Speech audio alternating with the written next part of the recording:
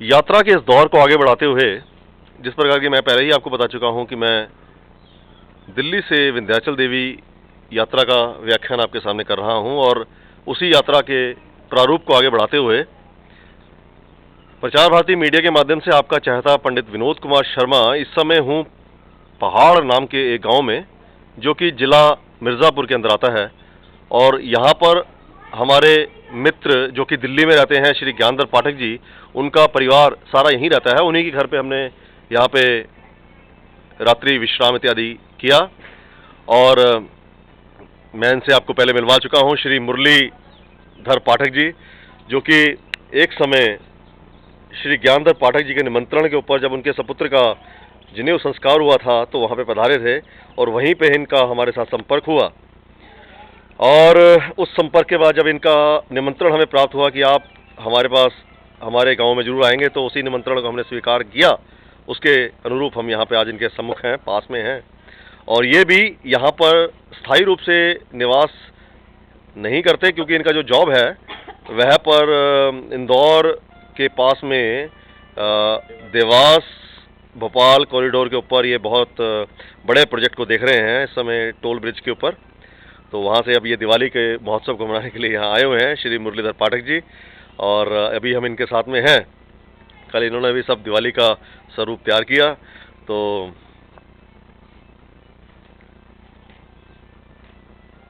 मुरलीधर पाठक जी, आप कुछ इस गांव के बारे में हमारे को बताएं कि इस गांव की क्या विशेषता है। और हमने सुनने में आया कि 1984 के अंदर यहाँ पर जो है वो बिजली का आगमन हुआ। तो 1984 में जिस गांव के अंदर बिजली का आगमन हुआ होगा वह गांव तो काफी ज्यादा पिछड़े हुए गांव की श्रेणी में आता होगा। आपके इसके बारे में क्या विचार है? सही है, 84 में जब आया है बिजली, इसके पहले तो कोई बिजली था ही नहीं। तो उस वक्त आप कैसे, क्योंकि आप जब आपने पढ़ाई वगैरह की होगी तो बड़े कष्ट का सामना किया होगा, कैसे करते थे आप पढ़ाई? दीपक जला करके हम लोग पढ़ाई करने बैठते थे।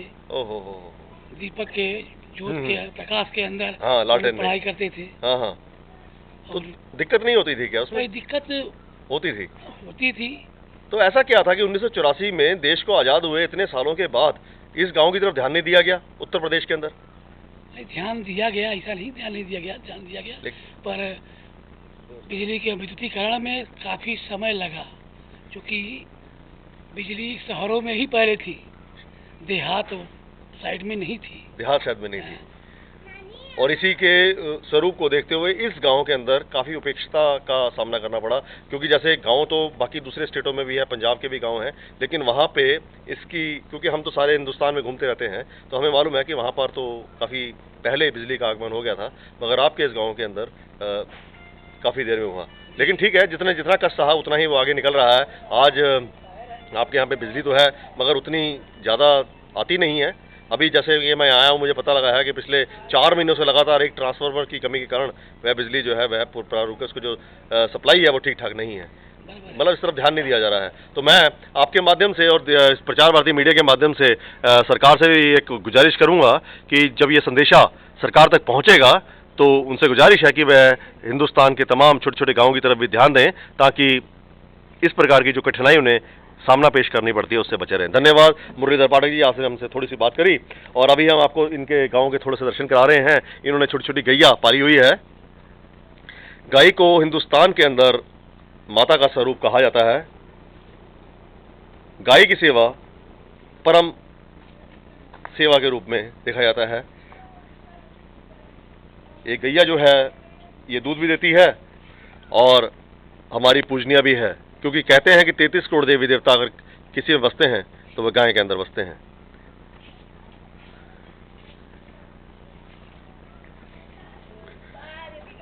और ये है हमारी बंसीधर पाठक जी की सपत्नी, और इस वक्त अपने घर को थोड़ा साफ करती हुई जो भी कूड़ा इत्यादि जो चीज हुई लेकर के कूड़ेदान में डालने जा रही हैं। और अब इनके हम दर्शन करा रहे हैं। देश की जनता जो है वो माध्यम से देख रही है कि गांव की संस्कृति क्या है। और ये बंसीधर, ज्ञानधर, मुरलीधर और चूड़ामणि पाठक जी की माता जी यहाँ पे बैठी हैं। बहुत ही संस्कारी जो है औलाद, इनको उन्होंने जन्म दिया, आज वो देश के कोने कोने में बैठ कर के देश की सेवा कर रहे हैं। और यहाँ ये बैठी हैं गांव की इस धरती के ऊपर, और अपने परिवार को एक संचालन के रूप में, जैसे कहते हैं ना कि ड्राइवर इस गाड़ी को चलाता है, ये इनके निरीक्षण के अंदर सारा का सारा परिवार चल रहा है। उनकी माताजी, पिताजी इस वक्त जो है वो दिल्ली ज्ञानधर पाठक जी के पास गए हुए हैं। दिवाली का महोत्सव था, हम उनसे मिलने के लिए यहाँ आए, लेकिन वो दिल्ली चले गए हैं। लेकिन आगे भविष्य में हम उम्मीद करते हैं कि उनके भी दर्शन हमें प्राप्त होंगे, और माताजी का आशीर्वाद हमें हमेशा प्राप्त होता ही रहता है। माताजी, आपका आशीर्वाद हमें प्राप्त होता रहता है और प्राप्त होना भी चाहिए। हाँ भैया, हमेशा आशीर्वाद तोहार हमरे तोरे संगे हमारे। तो आपने इतनी संस्कारी औलाद जो है वो पैदा करी है, आजकल देश के कोने कोने में जाकर के वो देश की सेवा कर रहे हैं, तो किस प्रकार आपने संस्कार उनको दिए हैं? आपने कुछ बताएं कि आपने बच्चों को कैसे पाला?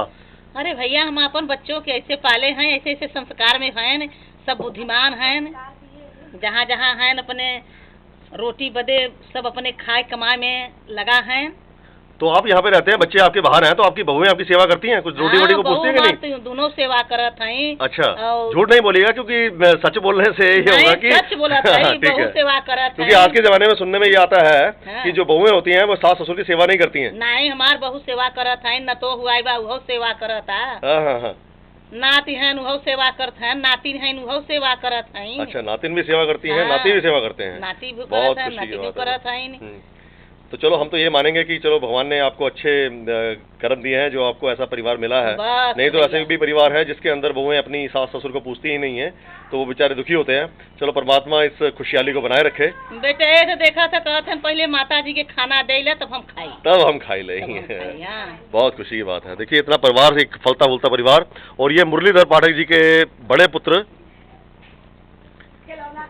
इस समय खेल रहे हैं। गाँव की संस्कृति है। तो आपका क्या नाम है जी? आशीष कुमार पाठक। आशीष कुमार पाठक इनका नाम। आप क्या करते हैं? पढ़ता हूँ। कौन सी क्लास में? 10 में। आप 10वीं क्लास में पढ़ते हैं। कहाँ पढ़ते हैं? उमरिया। उमरिया? उमरिया गांव का नाम है या कस्बे का नाम है? गाँव का नाम है। अच्छा, उमरिया नाम के गांव के अंदर एक स्कूल है जिसके अंदर ये विद्या प्राप्त करते हैं। इस समय 10वीं क्लास में हैं। और आने वाले समय पे क्या विचार है आपके? बहुत कुछ विचार है। विचार 12 तक पढ़ने का है। उसके बाद नहीं पढ़ेंगे। क्यों? इच्छा नहीं है। नहीं, ये तो चीज गलत है ना। देखो, हिंदुस्तान जो है तरक्की कर रहा है।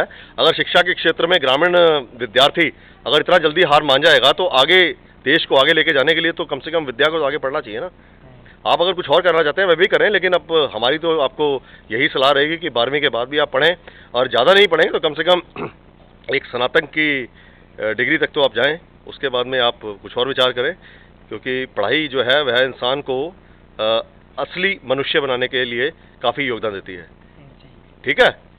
तो ये थे इनके मुरलीधर जी के पाठक जी के सुपुत्र, और इसके बाद जैसा भी कोई व्याख्यान होगा मैं आपको फिर पुनः मिलवाऊंगा ब्रेक के बाद।